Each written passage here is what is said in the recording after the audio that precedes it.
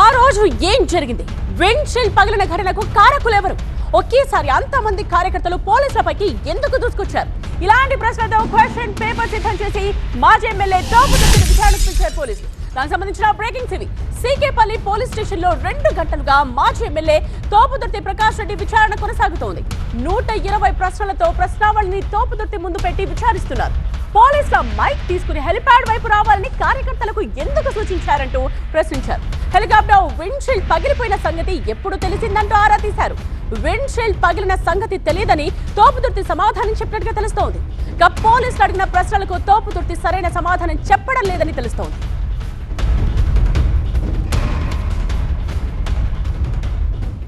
Senior correspondent Naresh live లో join అయ్యారు మరిన్ని డీటెయిల్స్ తో. నరేష్, విచారణ ఎలా సాగుతోంది? చాలా క్వశ్చన్స్ కైనా ఆన్సర్ చెప్పనట్టుగా తెలుస్తోంది. ఏంటి పరిస్థితి?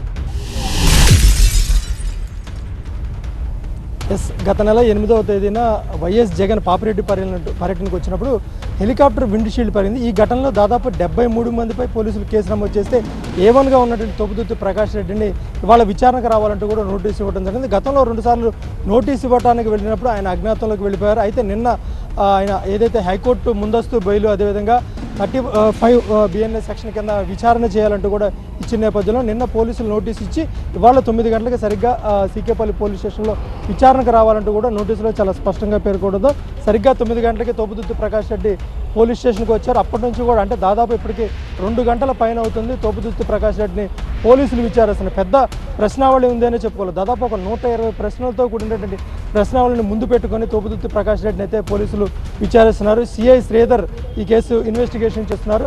అసలు విండ్షీల్డ్ పగలటానికి ముందు ఏం జరిగింది? అక్కడ హెలిప్యాడ్ వద్ద పోలీసులకు సంబంధించిన ఒక మైక్ తీసుకొని తోపుదుర్తి ప్రకాష్ రెడ్డి స్వయంగా మాట్లాడుతూ ఆ వీడియో కూడా వైరల్ అయింది. కార్యకర్తలందరూ కూడా హెలిప్యాడ్ వద్దకు పెద్ద ఎత్తున రండి అంటూ కూడా ఆయన పిలుపునిచ్చిన నేపథ్యంలో ఎందుకు పిలవాల్సి వచ్చిందని, అదేవిధంగా అసలు విండ్షీల్డ్ పగిలిన సంగతి మీకు ఎప్పుడు తెలుసు అన్న విషయం కూడా ఆయన అడిగినట్టుగా తెలుస్తుంది. అయితే ఇవేవి కూడా తనకు తెలియదు, అసలు విండ్షీల్డ్ పగిలిన సంగతి నాకు తెలియదు.